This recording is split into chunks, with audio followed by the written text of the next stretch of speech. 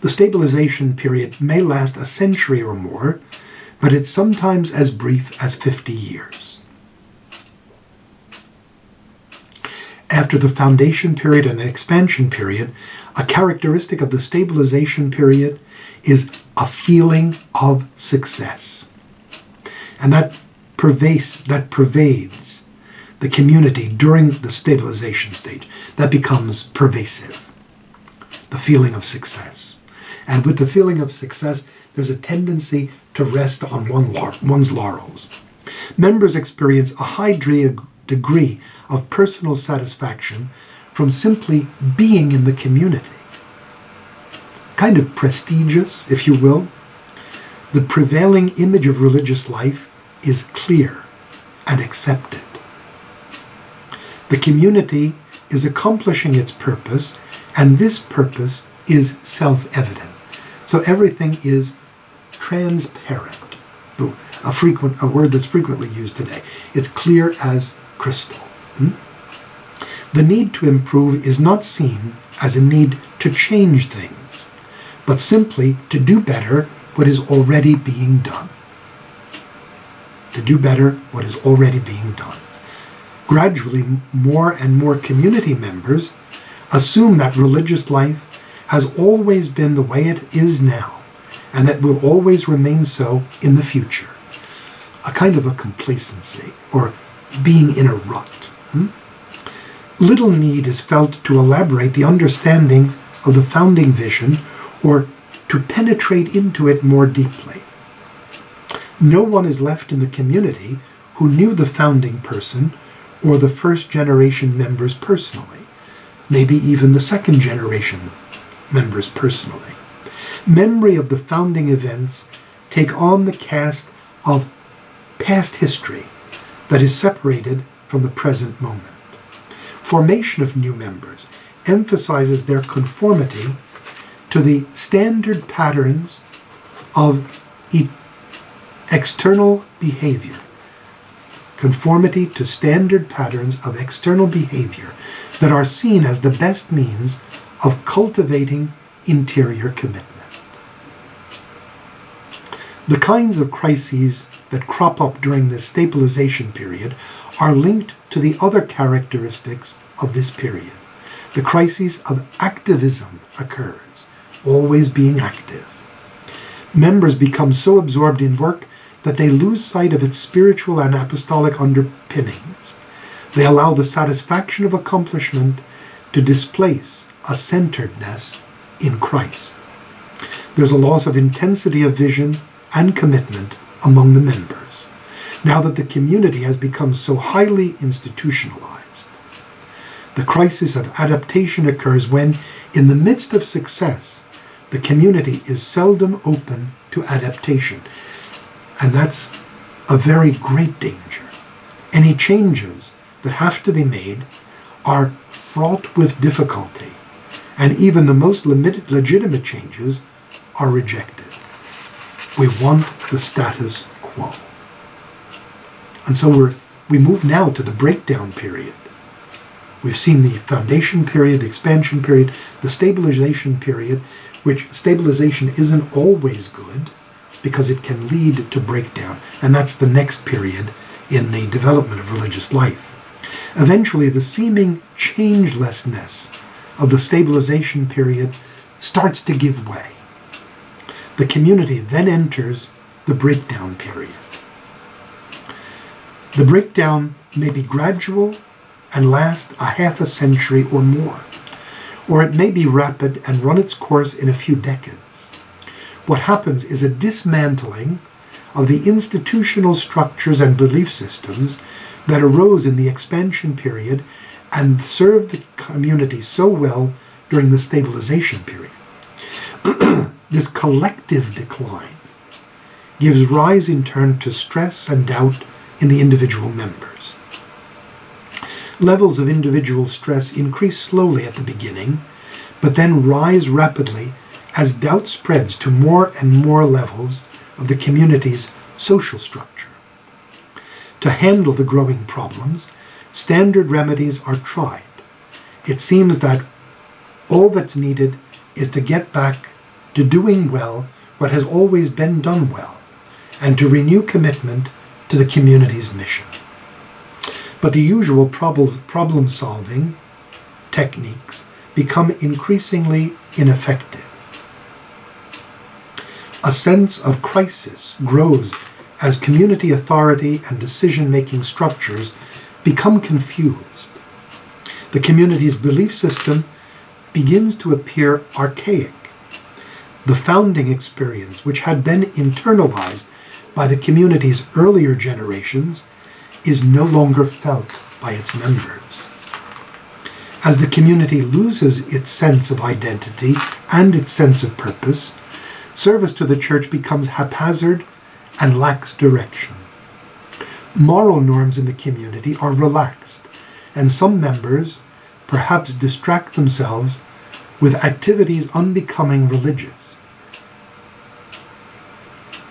There's a net loss of membership through increased withdrawals and decreased recruitment of new members. The crises that arise during the breakdown period center on the various phenomena of decline in the community. Polarization. This crisis can become acute when those who have faith in the community as it was align themselves against those in varying degrees who reject the community as it is. Polarization. Collapsing institutions. This crisis sets in as the community is forced to stop doing business as usual and abandons long-established works. Collapsing institutions. Demoralization. This result leads to the crisis of the community's impending death. What's to be done as the awareness grows in the community that it is clearly moving into disintegration? And that brings us to the fifth and final period in the life cycle of religious development and growth, the critical period. The critical period, the breakdown, is followed by the critical period. The critical period follows quickly on the heels of the breakdown. Three outcomes are possible, as I mentioned at the beginning. During this period, there can either be extinction, minimal survival, or revitalization, rejuvenation. Extinction occurs when all the members of the community either withdraw or die, and it simply passes out of existence. Fact. In the 12th century, when the Trinitarian order was founded and approved, there were 22 religious institutes that were approved. All but four of them, have gone out of existence. All but 4 of the 22 have gone out of existence. This happened to 76% extinction. This happened to 76% of all men's religious orders founded before 1500. 76% of religious institutes founded before 1500 are now extinct. And to 64% of those founded before 1800. From an historical perspective, then, a reasonable expectation would seem to be that most religious communities in the church today will eventually become extinct. A religious community which does not die out may go into a long period of low-level or minimal survival. If membership patterns of presently existing religious orders founded before the French Revolution is examined, one finds that most of them enter into a period lasting across several centuries in which the number of members is very low, and here are the facts. Only 5% of all men's religious orders founded before 1500, and only 11% of the orders founded before 1800 have a current, that is, in 1980, membership which is larger than 2,000. Only 5%. So we've seen extinction, minimal survival. We now take a look at rejuvenation. There's the small percent of religious communities which survive this critical period and enter into the period of rejuvenation, revitalization. At least 3 characteristics can be singled out in all communities which have been revitalized in this way. First, a transforming response to the signs of the times. Second, a reappropriation of the founding intention. Third, a profound renewal of the life of prayer, faith, and centeredness in Christ. So if any religious community, any institute, wants to be revitalized, this is the path it takes. Transforming response to the signs of the times, reappropriation of the founding intention, and profound renewal of the life of prayer, faith, and centeredness in Christ. The community experiences the revitalization as a second foundation. Personal transformation or conversion is central to this revitalization. With personal transformation comes innovative insight and a new centering in the person of Jesus Christ. The innovative insight allows the transformed individuals within the community to develop critical awareness of the assumptions underlying the traditional meaning of the community and the functioning of that community within the church and within the world. This innovative insight brings with it a focus of energies through a new positive vision of what the community should be in the future. The vision allows the energies of a new theory which gives meaning to the experiences of individuals and the shared events lived within the community, and it spurs the community to building and creating its future. It spurs the community to building and creating its future. Such a new theory guides the community in the search for this invention of new models of living, together as a community and for the good of the church and society. Living together as a community bound by the evangelical considerations and conditions of discipleship in the service of the church.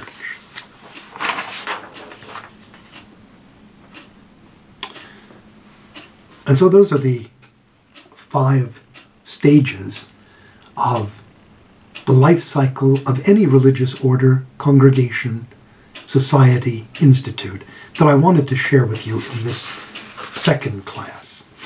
I'd like to share with you as well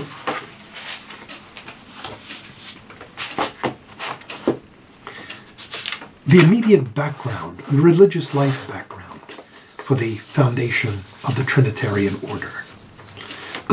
At least one of the phases, if not both of them.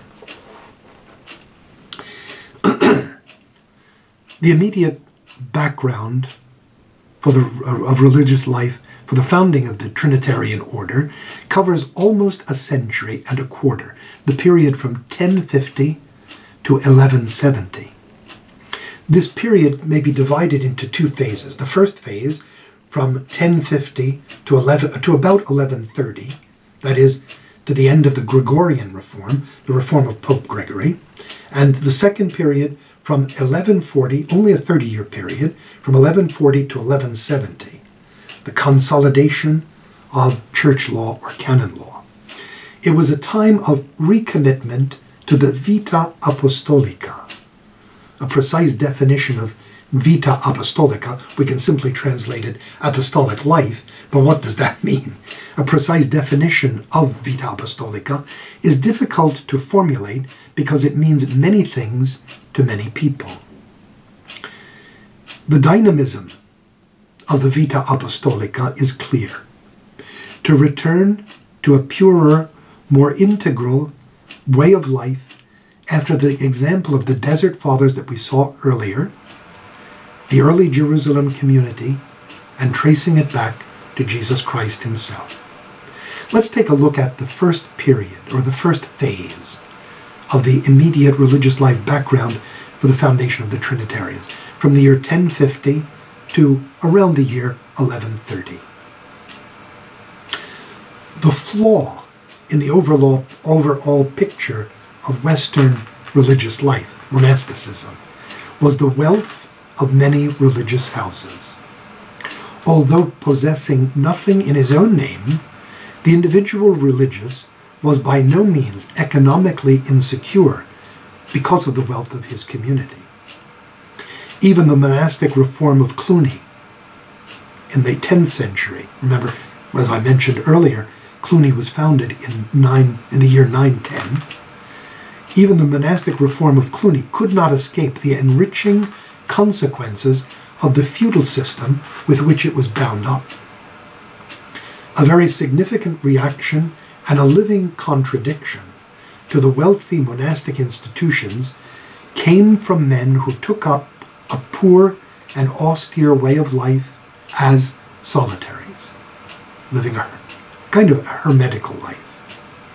This was in sharp contrast to the secure life of the monks in their monasteries. The people of the times noticed, and they were influenced by these agents of renewal, these men who took up, in stark contrast to the wealth of the monasteries and the security of the religious, life as solitaries. This movement drew others to take up the eremitical way of life, and I'd like to mention 3 of these people, all of them saints of the Church. Saint Romuald of Ravenna, who died in the year 1027. He and a few followers founded a hermitage near Arezzo at Campo Maldoli during the last years of the saint's